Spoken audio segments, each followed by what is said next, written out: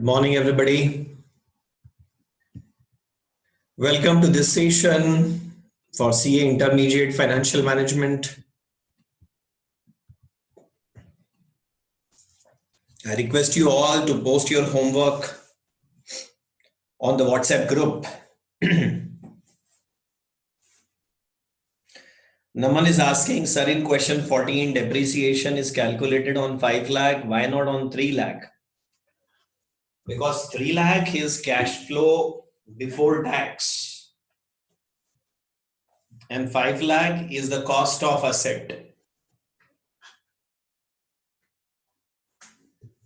5 lakh is the cost of asset. And that is why depreciation is to be charged on 5 lakh rupees. हम cash flow before tax पे depreciation charge नहीं कर सकते नमन, हमको depreciation cost of asset पे ही charge करना पड़ता है. Okay, great. चलिए नेक्स्ट 2 क्वेश्चंस आपके लिए होमवर्क थे. लेट मी चेक कौन से क्वेश्चंस थे. एक तो क्वेश्चन नंबर 15 था और एक क्वेश्चन नंबर 13. तो क्वेश्चन नंबर 13 की अगर हम बात करें तो एक बार क्विकली हम देख लेते हैं. इसमें पीएटी दिया है 6000, 14, 24, 16 और नील. ठीक है, आप मेरी हेल्प करना अब इसको क्विकली आंसर टैली करवाने में. So I am talking about question number 13. इसमें अगर मैं एक टेबल बना लेता हूं तो it is like here 1 2 3 4 5. Is it the 5 years table? Yes. 6, 14, 24, 16 nil. 6, 14, 24, 16 nil. और 5 साल की लाइफ है. डिप्रिसिएशन चार्ज होगा 16,000 रुपए और 20% से डिस्काउंटिंग करनी है. So this is your profit after tax. So for cash flow after tax, you simply add back depreciation 16,000 and then present value factors are unluckily given in the question. तो हमको उन्हीं present value factors को use कर लेना चाहिए actually. और वो present value factors जो आपको गिवन है वो कुछ इस तरह से गिवन है. 836958 48 and 40, right.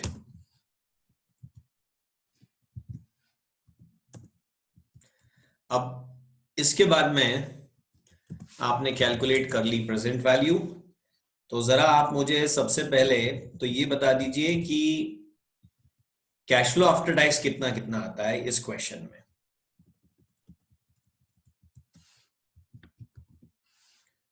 What is cash flow after tax in this question?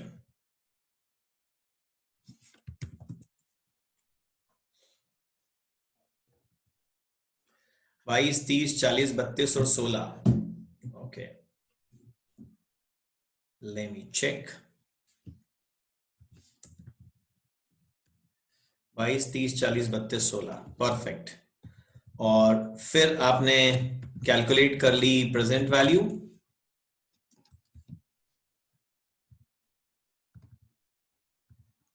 और प्रेजेंट वैल्यू का आपने टोटल लगा लिया. बताएंगे आप मुझे प्रेजेंट वैल्यू का टोटल कितना आता है?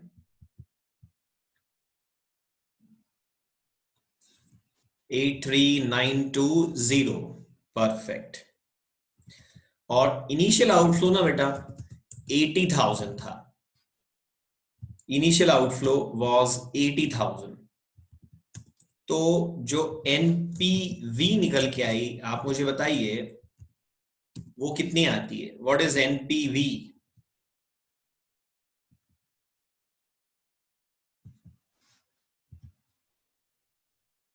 परफेक्ट.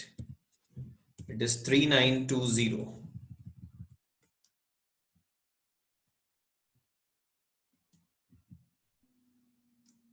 Just a minute. 0.83, 0.69, 0.58, 0.48,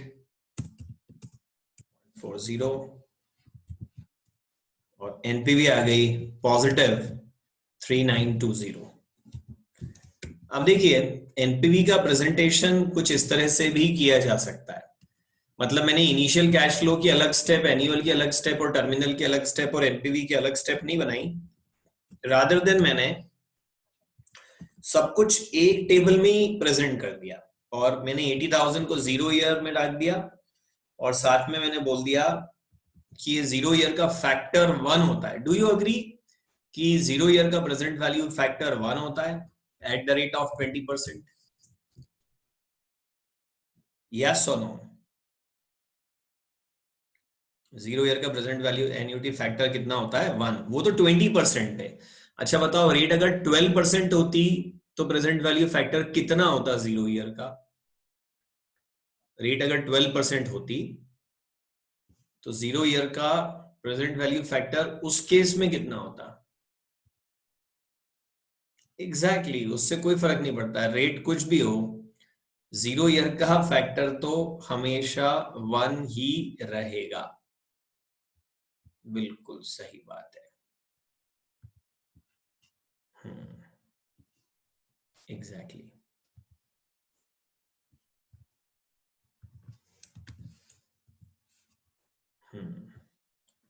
तो पवन, आपको मैंने व्हाट्सएप ग्रुप की लिंक भेज दी है, ज्वाइन कर लेना बेटा. और कोई है आप में से जो व्हाट्सएप होमवर्क ग्रुप पे नहीं है?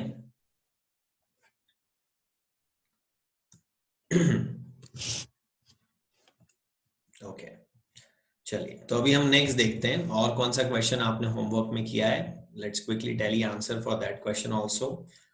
And it is question number 14 को पहले हम लोग WDV से सही तरीके से कर लेते हैं, फिर आपके आंसर के बारे में बात करेंगे. ठीक है?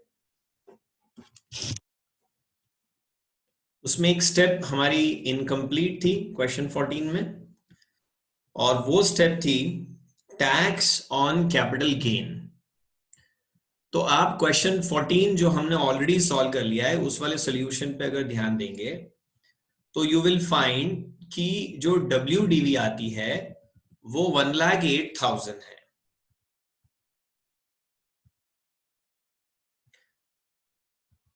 देखिए आप जरा. अच्छा ये जो फॉन्ट साइज है, is it comfortable for you? क्योंकि आप में से मैक्सिमम बच्चे मोबाइल पे देख रहे हैं.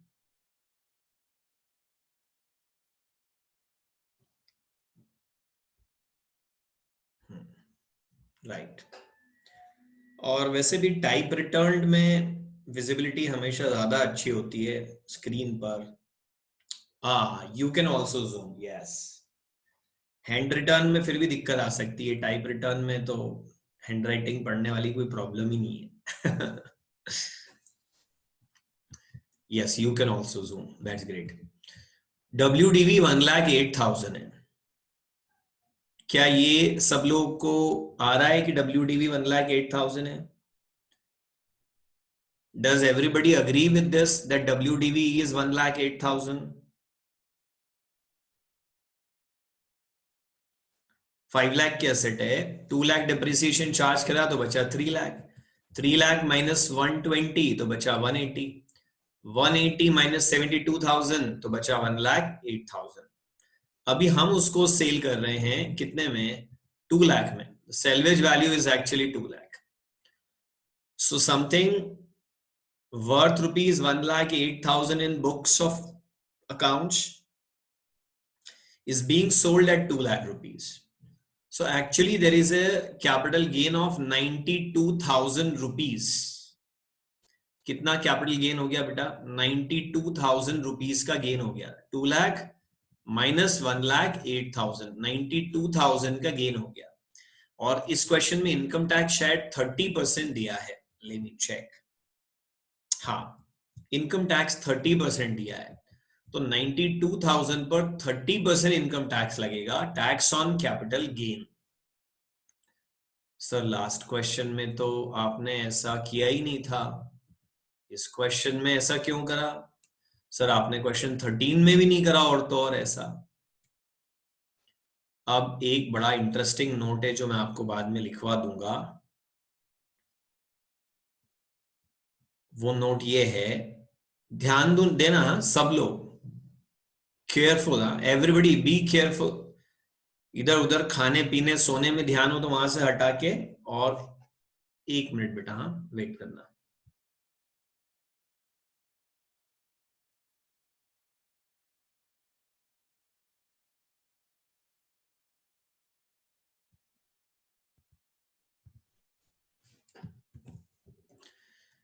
तो आप ध्यान देना कि अगर आप डिप्रिसिएशन कैलकुलेट करते समय पर, अगर डिप्रिसिएशन कैलकुलेट करते समय पर WDV को कंसीडर कर लेते हो, डिप्रिसिएशन कैलकुलेट करते समय ही लास्ट में जो रेसिडियल वैल्यू बचेगी, बुक वैल्यू बचेगी, सेल्वेज वैल्यू बचेगी, बेटर आई से लास्ट में जो सेल्वेज वैल्यू है उसको डिप्रिसिएशन निकालते समय ही कंसीडर कर लेते हो, तो कोई कैपिटल गेन या लॉस होगा ही नहीं। और अगर कैपिटल गेन लॉस नहीं होगा तो हमको उसका टैक्स ट्रीटमेंट भी नहीं करना पड़ेगा। देखो मैं आपको एक एग्जांपल देता हूं, उससे आपको बात समझ में आएगी। मान लीजिए cost of asset is equal to 1 lakh rupees, life of asset is equal to 3 years, और salvage value is equal to 10,000 rupees. अब अगर मैं डेप्रिसिएशन निकालते समय पर ये कहता हूं कि cost of asset is 1 lakh minus salvage value is 10,000 divided by life 3 years, तो 90,000 divided by 3, 90,000 divided by 3, depreciation कितना आया? 30,000। डेप्रिसिएशन कितना आया? 30,000।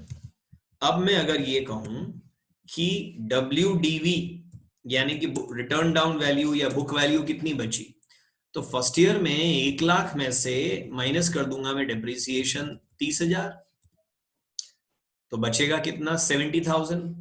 अब सेकेंड ईयर में 70,000 में से डेप्रिसिएशन माइनस कर दूंगा 30,000, तो बचा कितना? 40,000।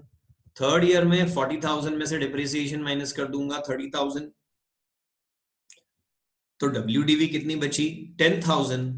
और सेल्वेज वैल्यू भी 10,000 ही है। Wow, what a coincidence, what a coincidence कि WDV 10,000 है और सेल्वेज वैल्यू यानी कि सेल वैल्यू भी 10,000 है, इसलिए कोई गेन या लॉस होगा ही नहीं। 10,000 बुक वैल्यू वाली आइटम 10,000 में ही सेल हो जाएगी, तो no profit, no loss, no tax treatment. Is it a coincidence कि सेल्वेज वैल्यू भी 10,000 ही है और WDV भी 10,000 ही है? यस और no?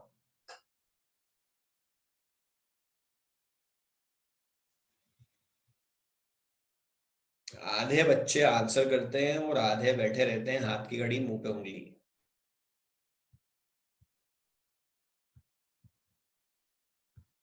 Exactly, it's not a coincidence, it was planned. ये इसी तरह से तय किया गया था।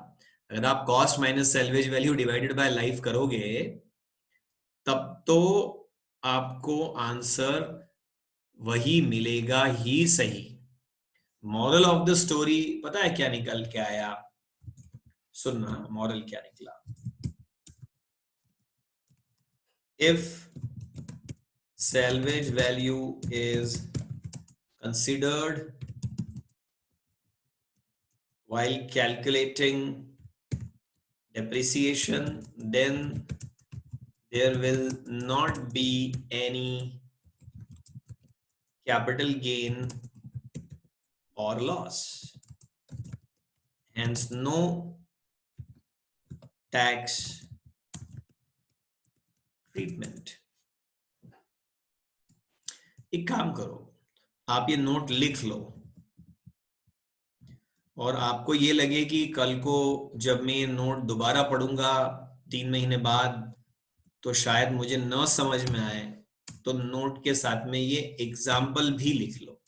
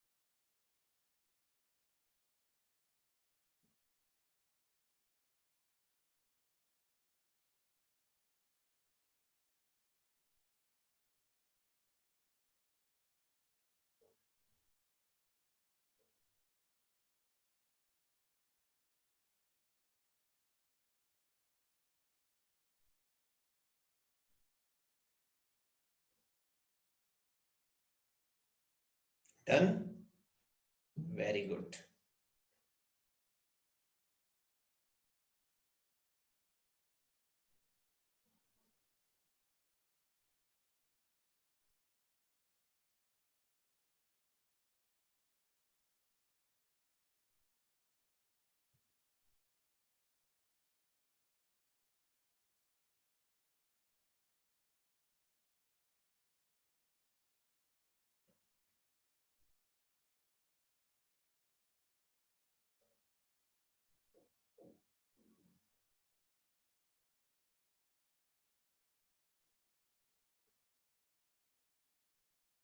ओके,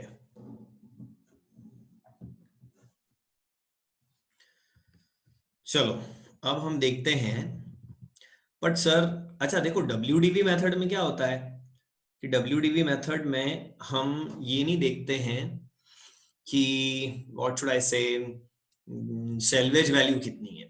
अगर आपको बोलें कि WDV मेथड से डेप्रिसिएशन लगाओ और रेट ऑफ डेप्रिसिएशन 40% है, अच्छा बताओ क्या WDV मेथड में आप ऐसा करते हो, cost minus salvage value into depreciation rate करते हो, कि डायरेक्ट कॉस्ट इनटू रेट कर देते हो?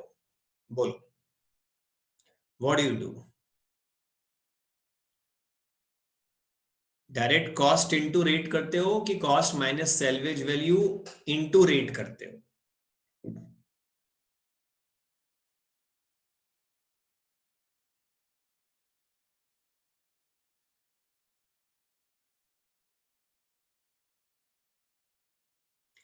Exactly exactly.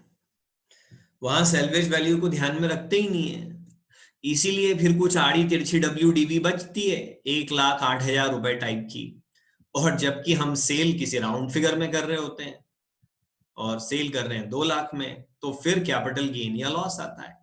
अब अगर कैपिटल गेन आ गया, समझो मेरी बात, अब अगर कैपिटल गेन आ गया तो उस पर तो टैक्स देना पड़ेगा, लेकिन अगर कैपिटल लॉस आ गया तो उस पर टैक्स बेनिफिट मिलेगा.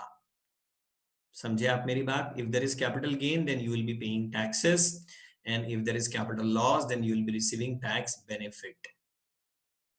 Naman, do not post private messages. Post it to everyone. That's my way. As we are handful people, तो आप post to everyone करोगे तो better है. हाँ, बहुत बड़ा बैच साइज हो जाता है, 200-400 बच्चे हो जाते हैं, तब फिर private messages are better. Okay, चलिए, तो अब ये जो तीनों आइटम हैं, इनका अगर मैं टोटल लगाऊंगा कि 2 लाख रुपए तो मुझे असेट बेच के मिल गए, पर 27,600 सरकार ने छीन ली कि क्यों भाई, असेट बेच के बहुत कमाए तूने, चल 27,600 निकाल.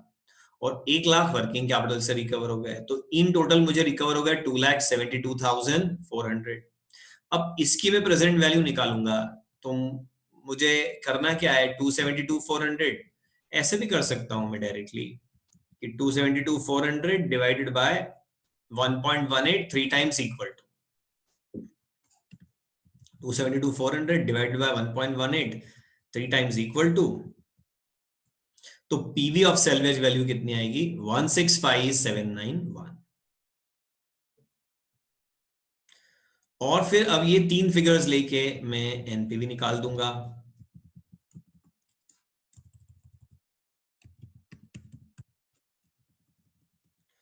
तो एनपीवी आनी चाहिए 1,12,237. कल आ रही थी कुछ बच्चों की NPV, I guess yesterday some of you were getting this answer, huh?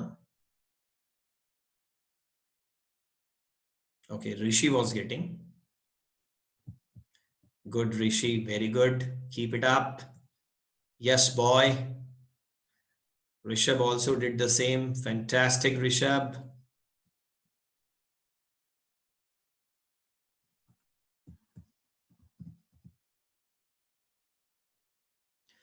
1,12,237. NPV positive है भाई लोगों, तो प्रपोजल क्या हो जाएगा, एक्सेप्ट हो जाएगा.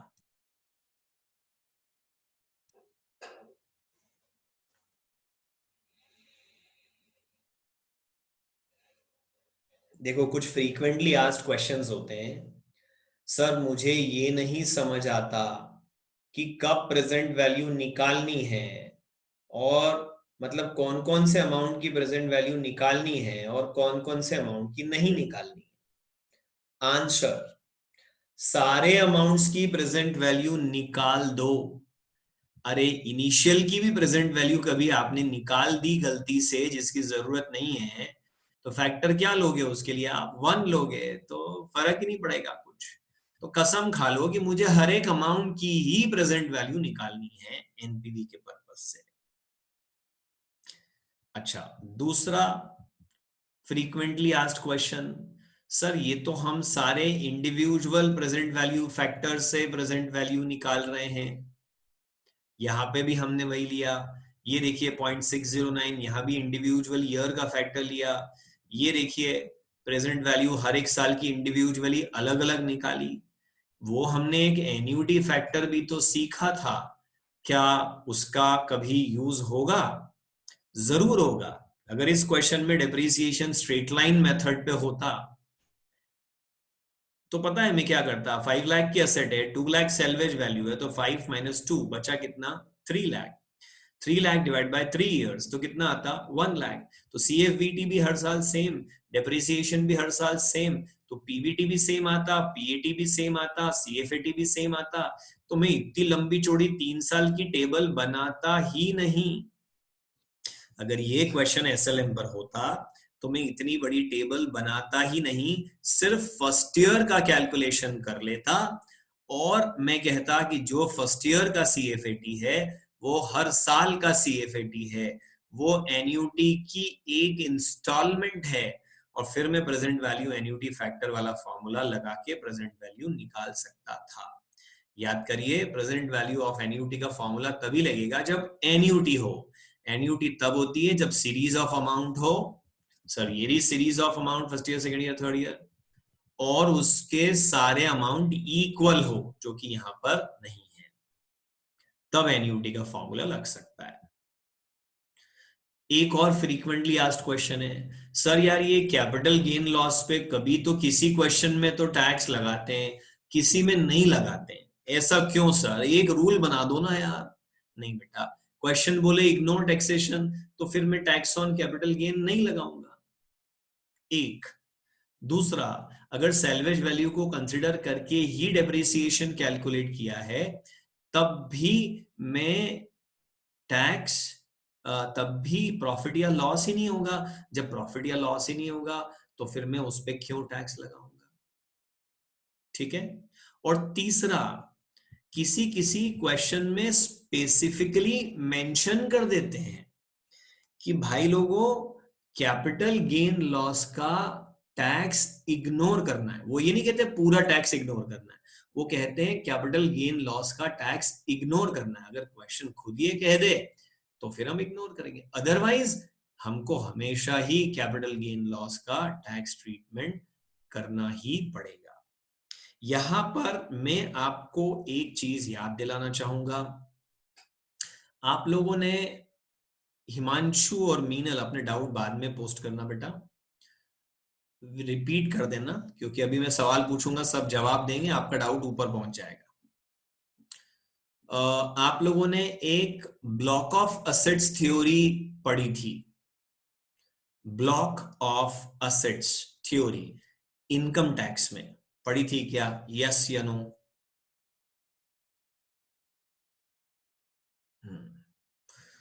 उसमें असेट पर डिप्रिसिएशन नहीं चार्ज होता है, ब्लॉक पर चार्ज होता है। और असेट बेचने पे कैपिटल गेन लॉस नहीं होता है, ब्लॉक खत्म हो जाने पे कैपिटल गेन लॉस होता है। मान लीजिए एक ब्लॉक में 4 मशीन है और ब्लॉक का बैलेंस 4 लाख रुपए है। एक ब्लॉक में 4 मशीन है और ब्लॉक की WDV 4 लाख है। 4 में से एक मशीन मैंने 50,000 में बेच दी। 4 में से एक मशीन मैंने 50,000 में बेच दी। तो बताइए कितना कैपिटल गेन या लॉस हुआ? एक ब्लॉक में 4 मशीन है, ब्लॉक की WDV 4 लाख है, 4 में से एक मशीन मैंने 50,000 में बेच दी। तो बताइए कितना कैपिटल गेन लॉस हुआ?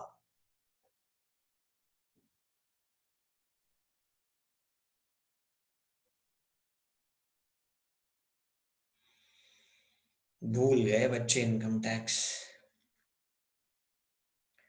कुछ भी नहीं हुआ। लॉस तब होता जब चारों मशीन बेच देते 3.5 लाख रुपए में। तो 4 लाख में से मिले 3.5 लाख, तो 50,000 फिर भी ब्लॉक का बैलेंस बच गया। सारी एसेट डिस्पोज हो जाए, उसके बाद भी ब्लॉक में बैलेंस बच जाए, तो अब इस बैलेंस से कुछ मिलना तो है नहीं, तो ये बैलेंस क्या है? लॉस।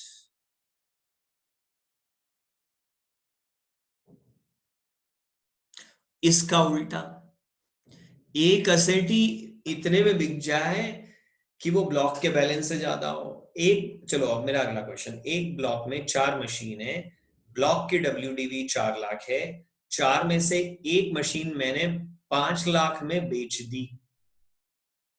बताओ कितना कैपिटल गेन या लॉस हुआ?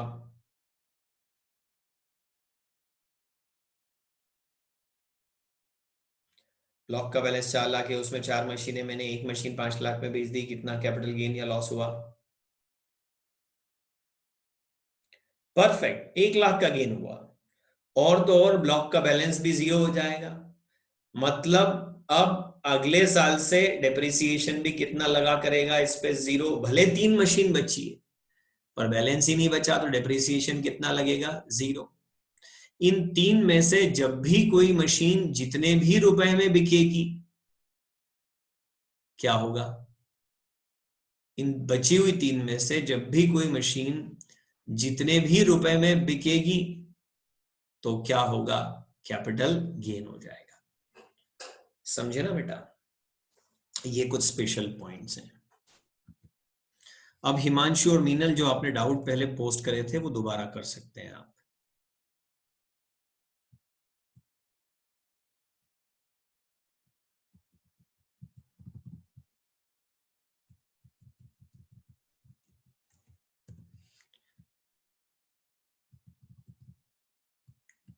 सो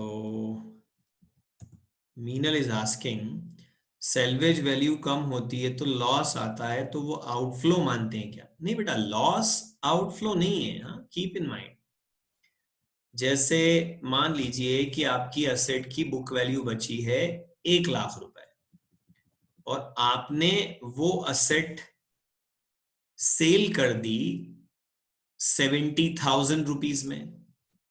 तो आप सोचो और मुझे बताओ कि 70,000 का इनफ्लो हुआ कि 30,000 का आउटफ्लो हुआ?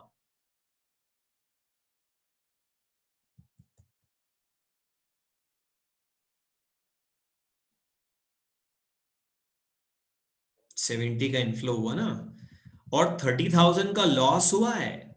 उस लॉस पे टैक्स बेनिफिट लेंगे हम, नो डाउट अबाउट इट, लेकिन वो आउटफ्लो नहीं है बेटा। Got it? नहीं लेंगे ना बेटा, जब आउटफ्लो नहीं है तो आउटफ्लो क्यों लेंगे? अरे, अरे बहन जी, मतलब ये कि बस 70,000 का इनफ्लो दिखाओ और फुल स्टॉप, 30,000 का आउटफ्लो दिखाने की कोई जरूरत नहीं है। उस 30,000 पे 30%, 9,000 रुपए टैक्स बेनिफिट मिलेगा, उसको इनफ्लो बताओ और किस्सा खत्म।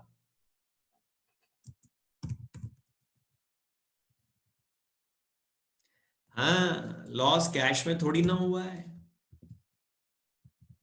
नॉन कैश लॉस है वो। हम तो सिर्फ कैश कंसिडर करते हैं। हाँ, हिमांशु ने भी कोई डाउट पोस्ट किया था। अरे सर, मतलब जो 70,000 का टैक्स होगा उसमें से भी तो के एन कर सकते, टैक्स बेनिफिट कम कर सकते हैं। टैक्स बेनिफिट कम नहीं करेंगे मीनल, ऐड करेंगे। 70,000 तो असेट बेच के मिले, अब 30,000 के लॉस पे 30% के हिसाब से 9,000 का टैक्स बेनिफिट मिलेगा। तो 70,000 रुपए तो हमको असेट बेच के मिले, और 9,000 रुपए सांत्वना पुरस्कार भारत सरकार की ओर से कि भाइयों आपको ये नुकसान हुआ है, तो हम आपको 9,000 रुपए का टैक्स बेनिफिट देते हैं। तो वो भी आपको मिल जाएगा, 70 + 9, 79,000। मित्रों, वो आपको मिलेगा। सरकार आपके दर्द को समझती है।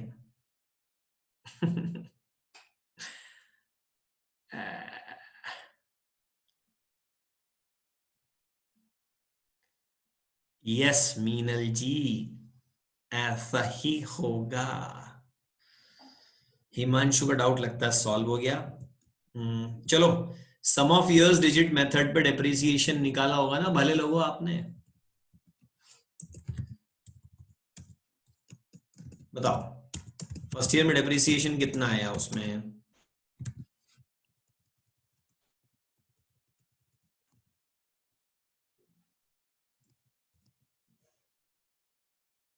फर्स्ट ईयर की डिजिट होती है 3, और डिजिट्स का टोटल होगा 6। तो ये भाई साहब आ जाएगा आपका 1.5 लाख। सम ऑफ डिजिट देखो, फर्स्ट ईयर की डिजिट होती है 3, सेकेंड ईयर की डिजिट होगी 2, थर्ड ईयर की डिजिट होगी 1।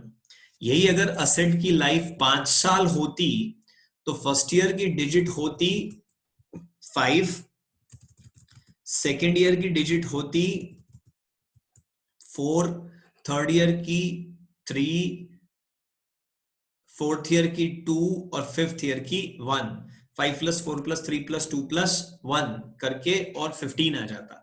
अभी यहाँ सम ऑफ इयर्स डिजिट कितना है? 6। तो हमने 5 लाख माइनस 2 लाख बचा 3 लाख, 3 लाख डिवाइड बाय 6 कर दिया। तो हमारा एक डिप्रिसिएशन का बेस आ गया। डिप्रिसिएशन बेस अगर मुझे निकालना है तो सीधे सीधे मैं 3 + 2 + 1 यानी कि 6 कर दूंगा, तो ये 50,000 आ जाएगा। और जब ये 50,000 आ जाएगा तो 1.5 लाख, 1,50,000 3 to 1 से मल्टीप्लाई करके आ जाएगा। अब मजे की बात यह है, सर प्लीज रिपीट वंस, मैं बताता हूं, 1 मिनट।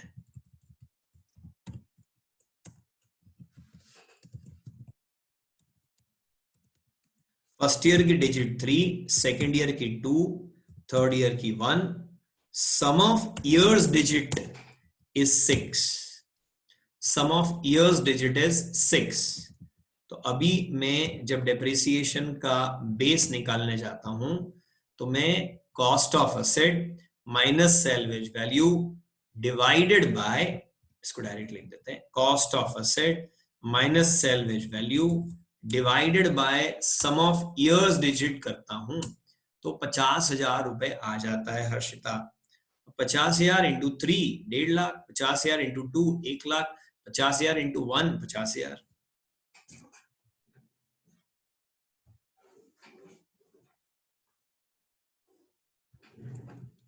बस अब यही डेप्रिसिएशन लेकर के और आपने क्वेश्चन सॉल्व कर देना था।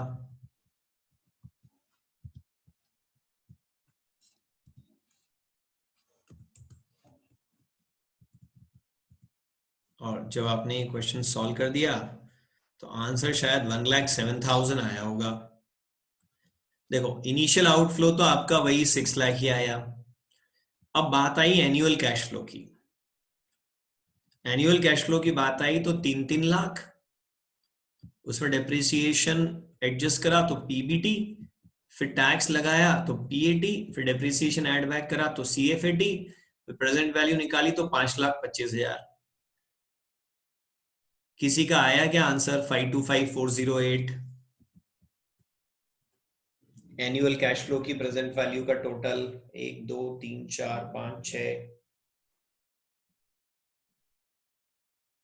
100 200 150। Okay, around 50% people got this part. फिर उसके बाद में टर्मिनल वैल्यू, इसमें सेल्वेज वैल्यू वही 2 लाख मिलनी है, वर्किंग कैपिटल वही 1 lakh, tax on capital gain इसमें 0 आएगा। पता है क्यों? क्योंकि डेप्रिसिएशन कैलकुलेट करते समय पर हमने सेल्वेज वैल्यू को ऑलरेडी माइनस कर लिया था, तो जितनी WDV बची उतनी ही सेल्वेज वैल्यू है। No gain no loss, 182 589। Aman is asking terminal में सेल्वेज वैल्यू क्यों कंसिडर किया है? क्योंकि बेटा जैसे प्रोडक्ट सेल करके पैसे मिलते हैं, एक दिन असेट सेल करके भी पैसे मिलेंगे। मान लो मैंने एक कार खरीदी और उसको टैक्सी की तरह चलाया, तो जैसे टैक्सी का लीज रेंट मुझे हर साल इनफ्लो मिलेगा, 5 साल बाद ये टैक्सी पुरानी हो जाएगी तो मैं इसको बेच दूंगा। तो जब टैक्सी बेचूंगा तो उससे भी पैसे आएंगे। प्रोडक्ट बेचते बेचते एक दिन मैंने एसेट बेच दी, तो एसेट बेचने का जो इनफ्लो है वो भी तो लेना पड़ेगा ना, डिसीजन मेकिंग के पर्पज से। कुछ प्रोजेक्ट तो एक्सेप्टेबल ही इसलिए होते हैं क्योंकि उनकी सेल्वेज वैल्यू बड़ी अच्छी होती है। आप देखो इंदौर शहर में एक अच्छी लोकेशन पर आप अगर आज एक 3 BHK फ्लैट खरीदने जाओ, बढ़िया लोकेशन पर 3 BHK फ्लैट खरीदने जाओ तो वो तकरीबन 1 करोड़ रुपए का आएगा। लेकिन वही फ्लैट किराए पे लेने चले जाओ तो मात्र 25-30 हजार रुपए महीने में वो आपको किराए पे मिल जाएगा। 3.5 लाख रुपए साल के किराए पर आपको वो फ्लैट मिल जाएगा। कहने का मतलब, तो अगले ने 1 करोड़ रुपए लगाए और आप किराया उसको दे रहे हो सिर्फ 3.5 लाख रुपए साल, तो उसका रेट ऑफ रिटर्न कितना है? 3.5%। अरे इससे तो बैंक में FD कर दे भाई, ज्यादा मिल जाएगा। पर फिर भी वो फ्लैट खरीदता है, बताओ क्यों? फ्लैट खरीदता है 1 करोड़ का और 3.5% साल का रेंट मिलता है उसको, तो भी लोग किराए पे प्रॉपर्टी चढ़ाते हैं, बताओ क्यों?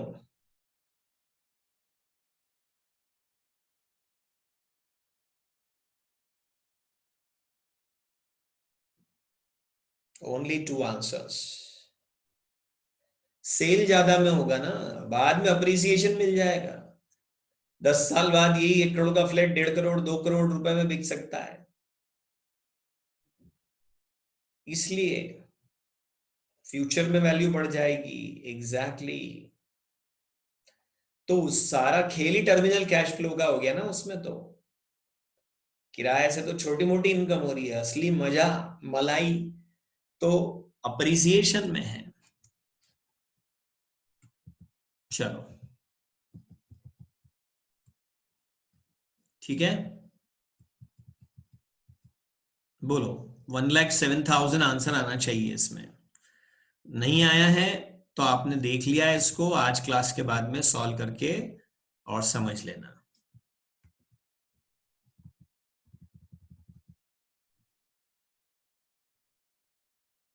आ गया है, फैंटास्टिक।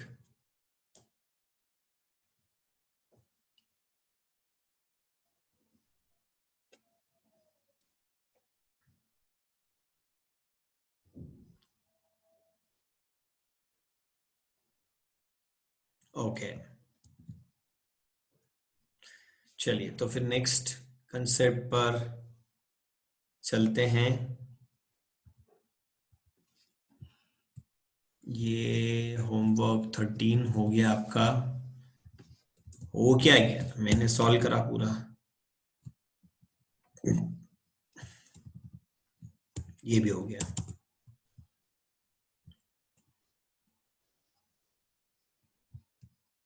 क्वेश्चन 15, ये एक ऐसे इजी सा क्वेश्चन है। इसमें ना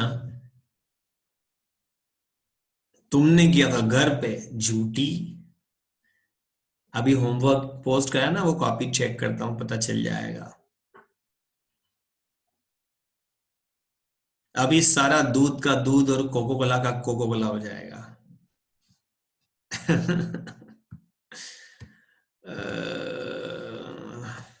चेक करता हूं, रुको।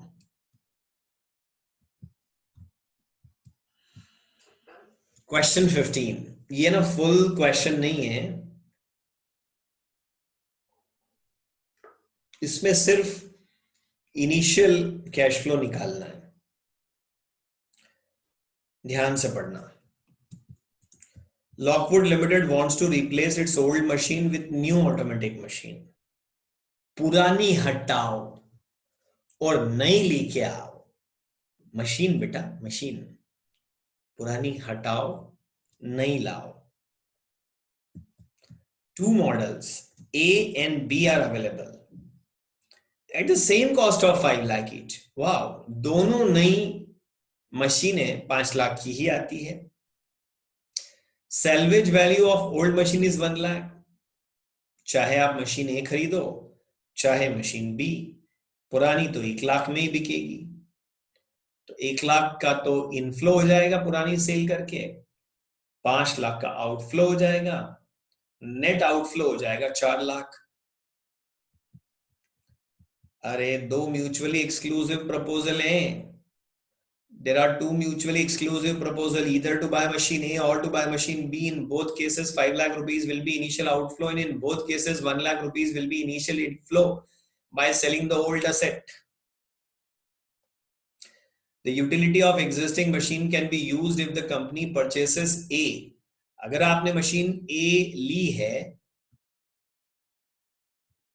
अगर आपने मशीन A ली है, तो ऐसे केस में यूटिलिटी मतलब यो मानो टूल्स वगैरह मान लो, एक्सेसरीज मान लो। The utilities of existing machine can be used if company purchases machine A. Additional cost of utility to be purchased in that case are 1 lakh. अगर मशीन A लोगे तो नई एक्सेसरी सिर्फ 1 लाख की लेनी पड़ेगी। If company purchases B, then all existing utility will have to be replaced with new utility costing rupees 2 lakh. जो machine B ले ली तो 2 लाख रुपए की एक्सेसरीज नहीं लेनी पड़ जाएगी, क्योंकि पुरानी कुछ भी काम नहीं आएगी। But the salvage value of old utilities will be 0.2 lakh. Calculate initial cash flow for both options.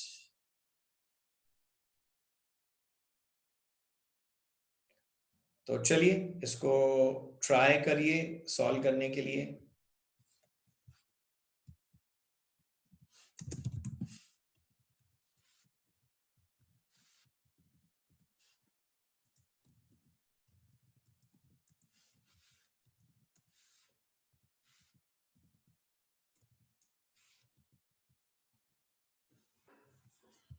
Sir निकालना क्या है?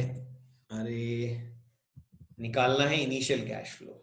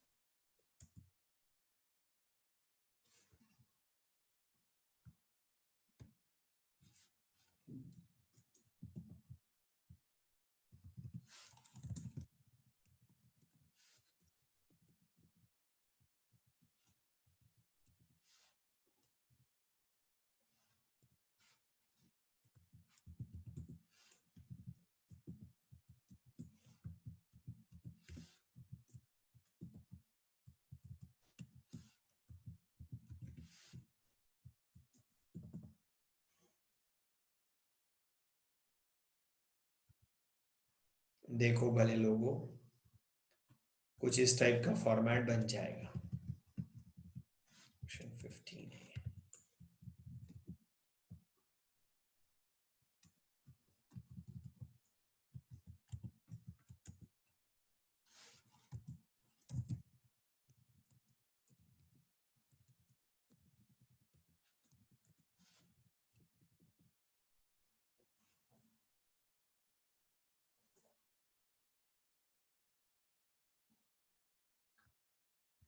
वाह क्या डायलॉग मारा ऋषि ने।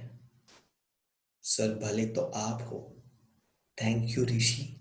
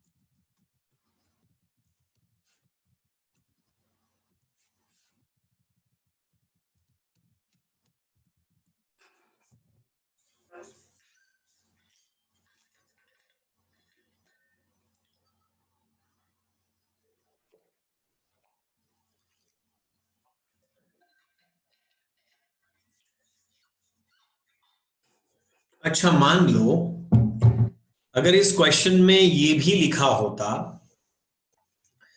कि पुरानी जो असेट है जिसकी कॉस्ट है, पुरानी एसेट जो आप 1 लाख में सेल कर रहे हो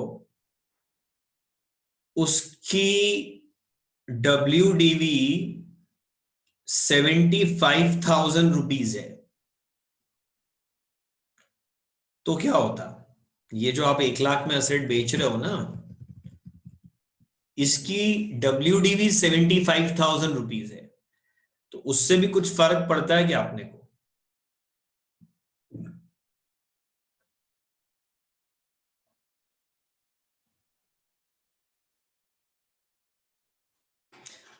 टैक्स तो है ना 40%। मीनल इज सेइंग टैक्स होता तो फर्क पड़ता। Meenal tax is there at the rate of 40%।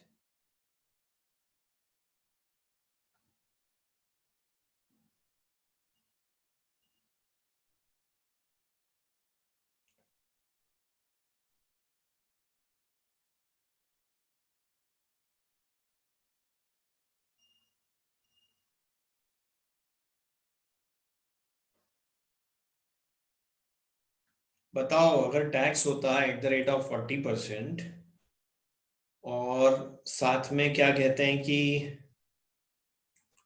75,000 WDV होती, तो क्या फर्क पड़ जाता कैश फ्लो पर?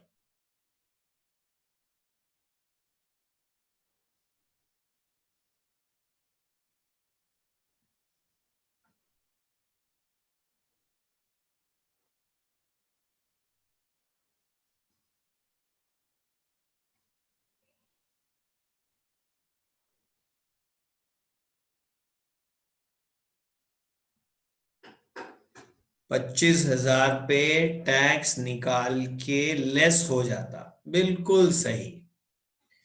ऐसे केस में हम क्या करते, यहां एक आइटम और आ जाता और वो होता टैक्स ऑन कैपिटल गेन। और 1 लाख में हम सेल कर रहे हैं, -75,000 ज्यादा लग गया क्या, zero,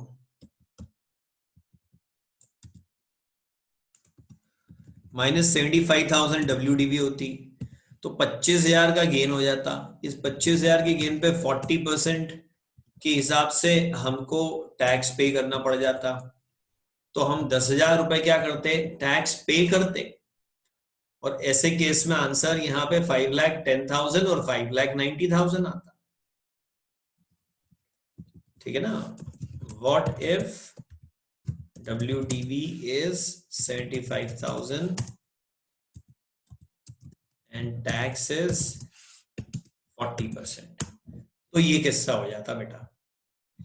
moral of the story ये निकला कि कहीं आप ऐसा न रट लें कि सैल्वेज वैल्यू सिर्फ टर्मिनल में ही होती है, कैपिटल गेन लॉस सिर्फ टर्मिनल में ही होता है, कहीं आप ऐसा न रट लें। हाँ, अक्सर ही हम असेट लास्ट में बेचते हैं तो सैल्वेज वैल्यू टर्मिनल में होती है, कैपिटल गेन लॉस टर्मिनल में होता है। लेकिन अगर एक पुरानी मशीन हटा के नई मशीन लाने वाला प्रपोजल है,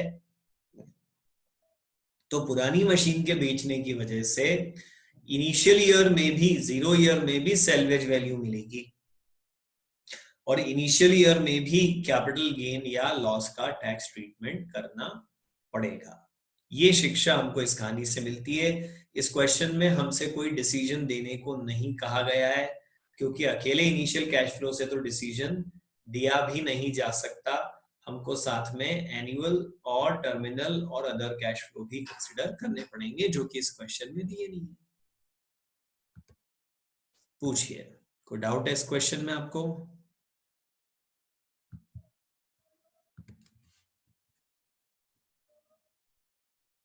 हाँ, ब्लॉक कंसेप्ट होगा तो फिर पूरी कहानी बदल जाएगी।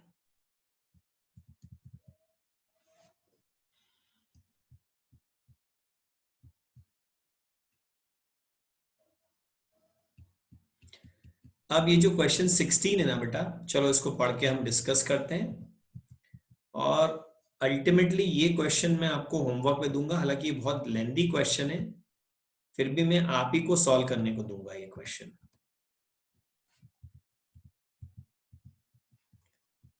क्योंकि इसका सोल्यूशन ऑलरेडी नोट्स में छपा भी है, तो कहीं अटके तो देख पाओगे।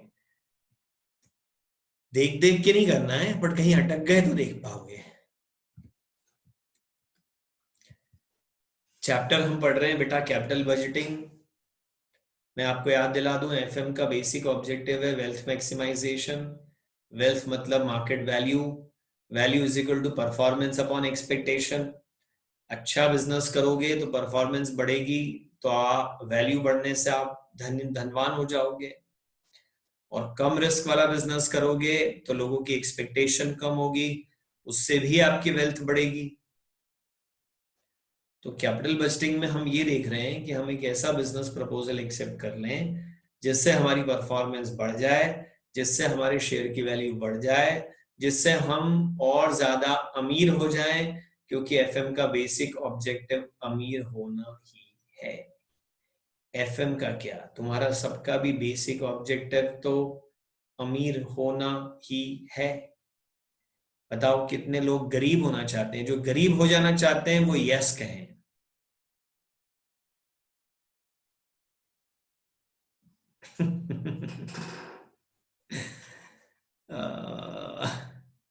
Definitely nobody.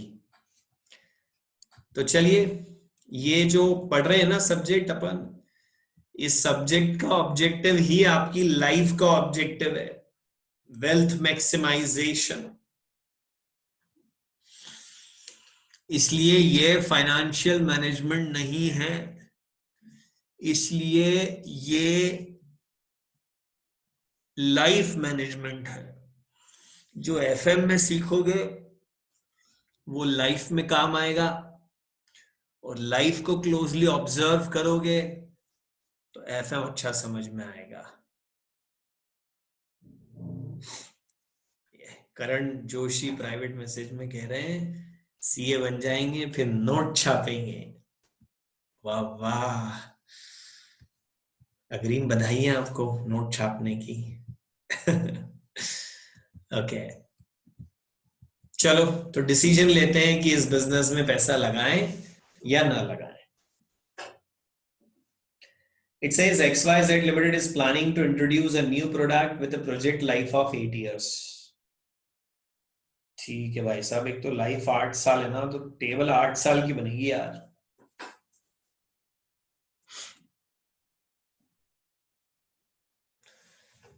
एक मिनट, हाँ बेटा होल्ड करना जरा।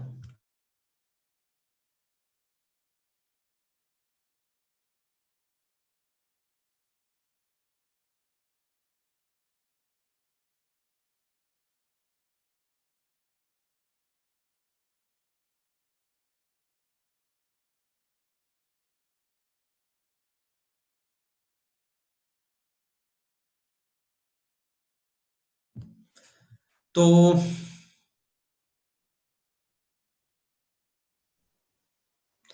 समझो कि 8 साल की टेबल बनानी पड़ेगी। The project is to be set up in special economic zone, SEZ में लगाएंगे। इनकम टैक्स में पढ़ा होगा आपने, एक डेजिग्नेटेड इंडस्ट्रियल एरिया होता है, वहां पे आपने प्रोजेक्ट लगाना होता है। तो सरकार आपसे बहुत खुश होती है कि अरे वाह, इस बैकवर्ड एरिया में आके आपने प्रोजेक्ट लगा दिया। सरकार खुश होगी तो बहुत सारा इनाम देगी। लिखा है यहाँ पे, it qualifies for one time at starting tax free subsidy. Tax free subsidy मतलब इस सब्सिडी पर कोई टैक्स नहीं लगेगा। From the state government of ₹25 lakh on capital investment.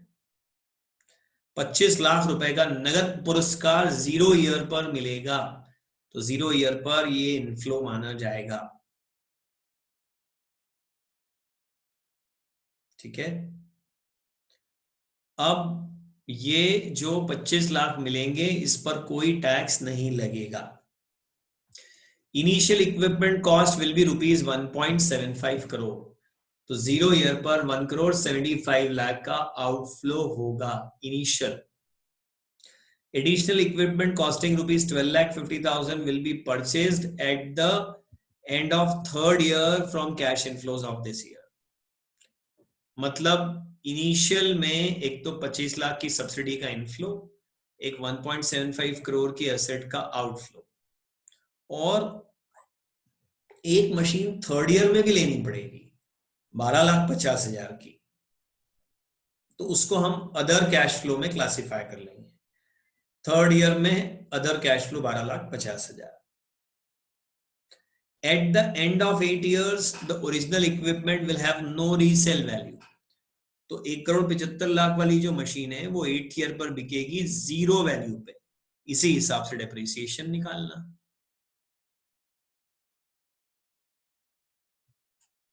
But additional equipment can be sold for rupees 1,25,000. अच्छा, ये जो 12,50,000 में खरीदा था थर्ड ईयर एंड पर, वो 8th ईयर एंड पर बिकेगा 1,25,000 में। तो बेटा इस क्वेश्चन में दो मशीन हो गई, एक 0 ईयर पे 1.75 करोड़ में खरीद के 8th ईयर में 0 वैल्यू पे बेचते हो, दूसरी थर्ड ईयर में 12,50,000 रुपए में खरीद के 8th ईयर में 1,25,000 में बेचते हो। तो दो अलग अलग डेप्रिसिएशन निकाल के उनको आपस में ऐड करना पड़ेगा, थोड़ी सी एक्स्ट्रा मेहनत। Working capital of rupees 20 lakh will be needed and it will be released at the end of 8th year. बताओ इसको कहां कहां क्या क्या कैश फ्लो ट्रीट करेंगे? वर्किंग कैपिटल 20 लाख लगेगी,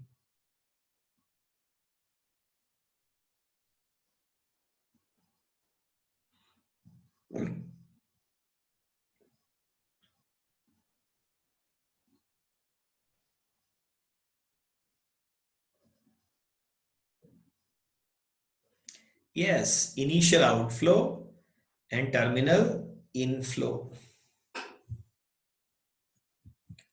The project will be financed with sufficient amount of equity capital. ठीक है, इससे कोई मतलब नहीं है। The sales volume over 8 years has been estimated as follows. बेटा इस पैराग्राफ में ना इनिशियल कैश फ्लोज दिए हैं, टर्मिनल कैश फ्लो दिए हैं, और एक अदर कैश फ्लो भी दिया है थर्ड ईयर पे 12,50,000। सिर्फ एनुअल नहीं दिए थे, वो एनुअल यहां है। फर्स्ट ईयर में आप कितनी यूनिट सेल करेंगे? फर्स्ट ईयर में आप यूनिट सेल करेंगे 72,000। सेकेंड ईयर में 1,08,000 यूनिट सेल होगी। सेलिंग प्राइस नीचे अलग से दी है 120 रुपए पर यूनिट, मल्टीप्लाई करना पड़ेगा उससे। थर्ड ईयर में 2,60,000। अब बेटा ना फोर्थ ईयर में 2,70,000 यूनिट सेल होगी, और फिफ्थ ईयर में भी 2,70,000 यूनिट्स सेल होगी। फोर्थ ईयर में भी 2,70,000, फिफ्थ ईयर में भी 2,70,000। यहां पे सिक्स्थ ईयर में 1,80,000 यूनिट सेल होगी, सेवेंथ ईयर में 1,80,000 यूनिट सेल होगी, और एट्थ ईयर में भी 1,80,000 यूनिट सेल होगी।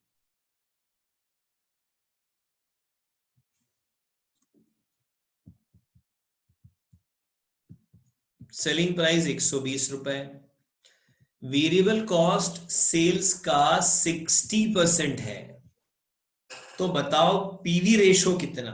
कॉस्ट अकाउंटिंग पढ़ा है आपने फर्स्ट ग्रुप में। Variable cost is 60% of sales, तो बताओ पीवी रेशो कितना? 40%, बिल्कुल सही।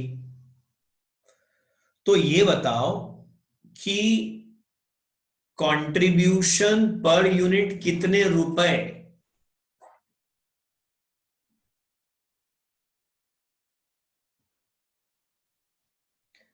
कंट्रीब्यूशन पर यूनिट कितने रुपए होगा?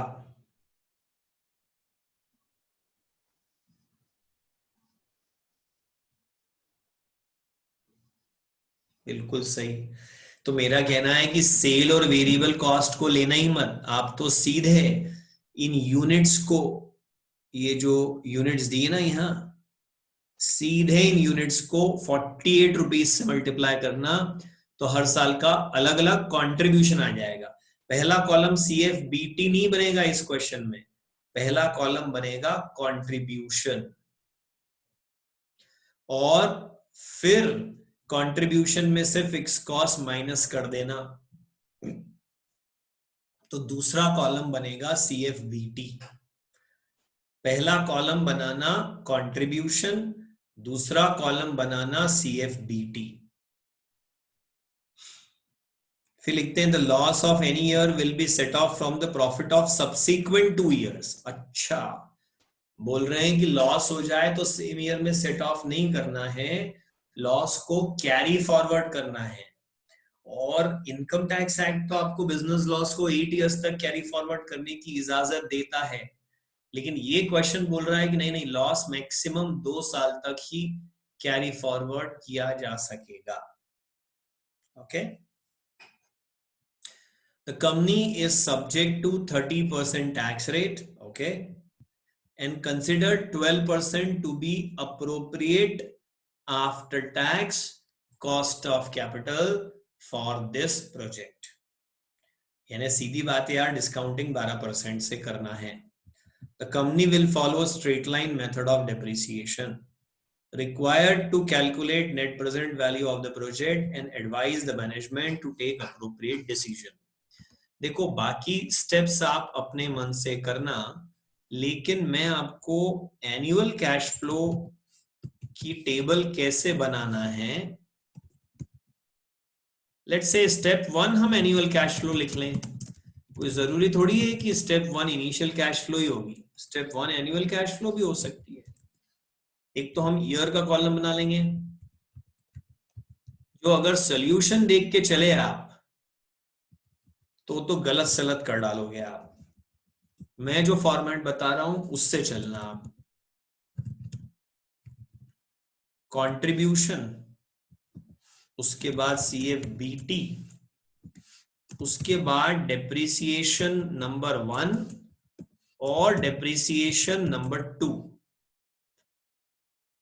डेप्रिसिएशन नंबर 1 लगेगा 1,75,00,000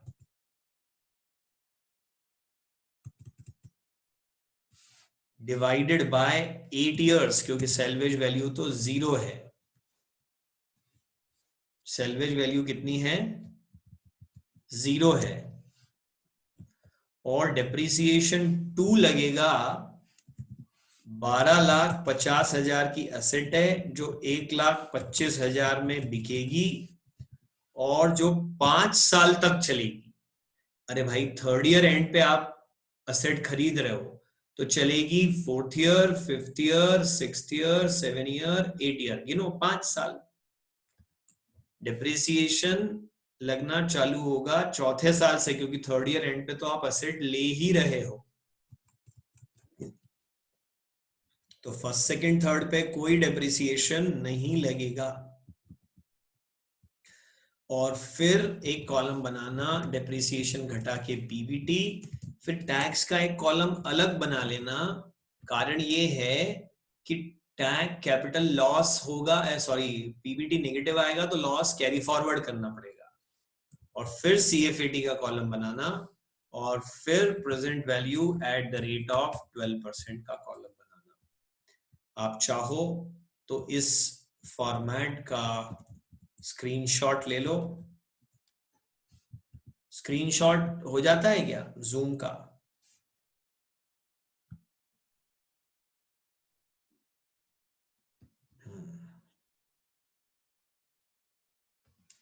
ये फॉर्मेट पकड़ लो आप। तो जो अगर तुमने गलती से सॉल्यूशन में दिया हुआ फॉर्मेट पकड़ लिया तो कहीं के नहीं रहोगे, लुट जाओगे, बर्बाद हो जाओगे।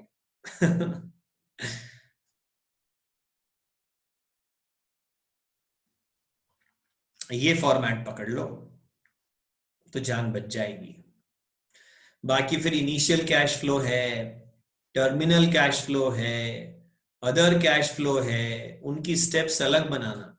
नहीं समझ में आए, बिल्कुल ही ना समझ में आए तो सॉल्यूशन में देखना, सॉल्यूशन छुपा के सॉल्व करना, नहीं तो आपकी चोर नजर बार बार सॉल्यूशन पे पड़ेगी।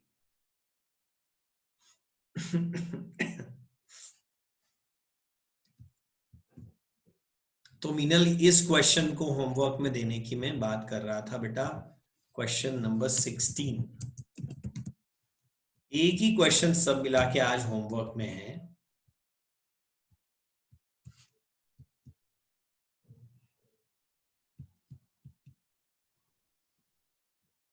हो जाएगा, वेरी गुड।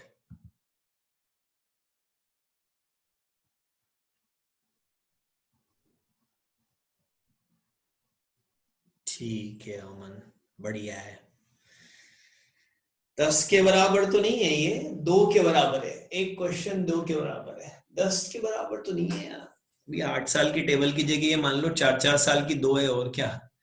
एग्जैजरेट तो ऐसा कर रहा है 10 के बराबर, नालायक।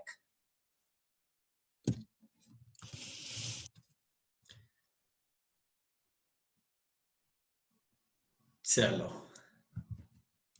ठीक है जी, कल मिलते हैं फिर। Okay, bye bye then, see you tomorrow.